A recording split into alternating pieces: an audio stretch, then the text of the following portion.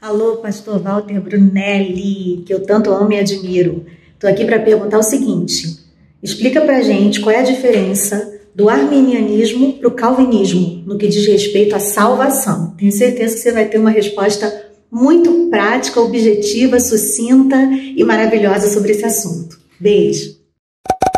Gente do céu, vocês me pegaram direitinho, hein? Que turma que vocês aprontaram. A turma da minha produção aqui não brinca não, gente. Ei, Sheila, um beijo para você também. Que alegria ter você com a gente, que honra, né?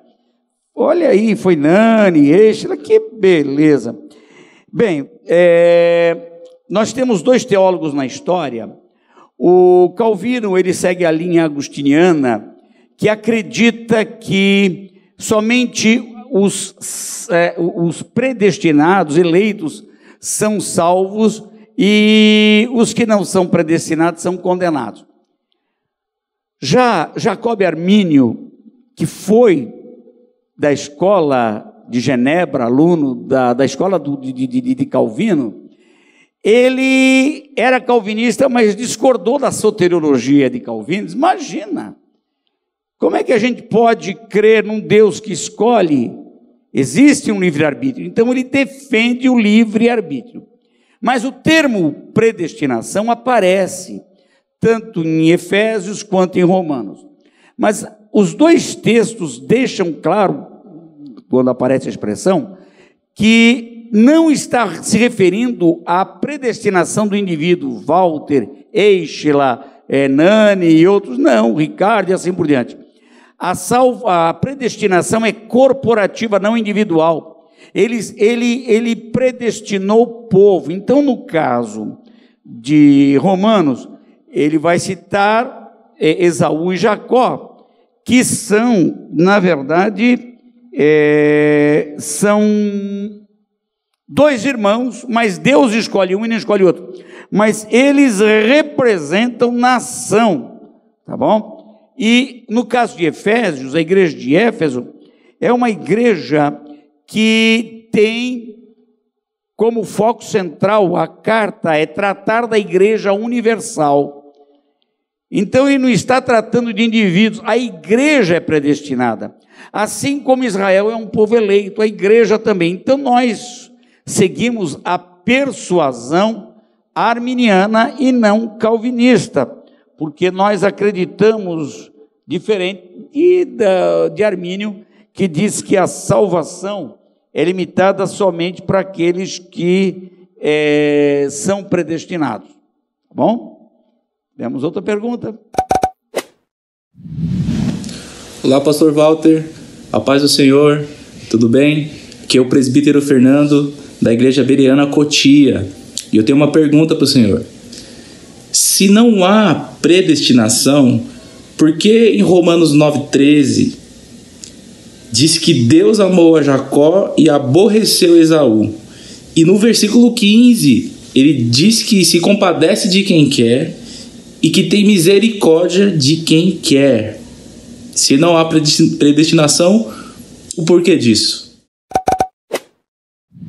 É sua essa pergunta. Você está virando calvinista? Está querendo me apertar sem me abraçar? Pergunta difícil, né? Então vamos lá. Eu disse hoje que a predestinação não é para indivíduo, é para povo, né? Ela é corporativa, não é individual. E quando diz o texto de Romanos que ele escolheu a Jacó e não Esaú, vamos ver. Primeiro, por causa das qualidades de Jacó e não de Esaú, o direito da primogenitura era de Esaú. Aí Deus mudou de ideia, sim, porque Jacó mostrou interesse pela bênção e Esaú a vendeu. Então, se a predestinação vem antes, por que que Deus já não havia escolhido? Olha, vamos continuar aqui.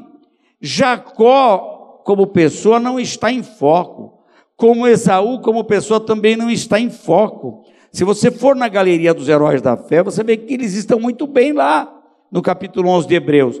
Mas vai comigo, por favor, vai comigo para Gênesis 23, 25, 23, olhem aqui. Diz, e o Senhor lhe disse, 2 nações há no teu ventre, Eles eram gêmeos.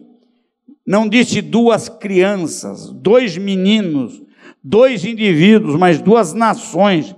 E dois povos se dividirão das tuas entranhas. Um povo será mais forte do que o outro, e o maior servirá o menor.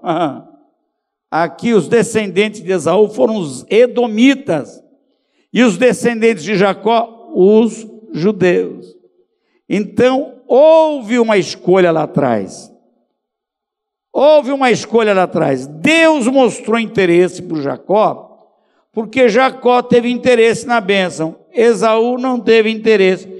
Quando viu que tinha feito um mau negócio, se arrependeu, mas já era tarde. Então, o privilégio caiu sobre Jacó e não sobre Esaú. Povo e não indivíduo, tá bom?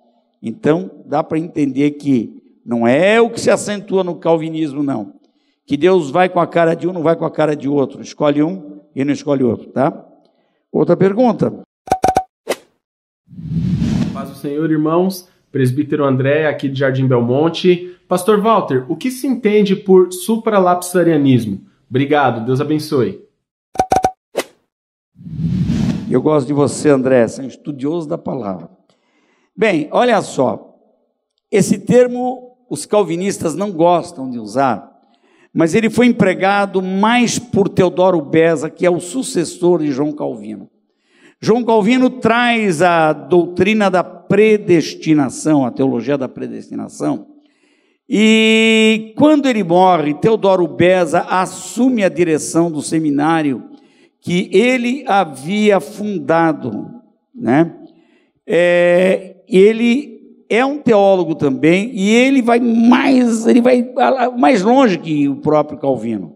Ele era mais calvinista que o próprio Calvino. E ele diz que para Deus justificar a predestinação de alguns para o inferno, ele tem que dizer que eles cometeram pecado. Então ele diz que o próprio Deus incitou Adão a pecar para cumprir o plano dele para com a humanidade. Está tudo previsto.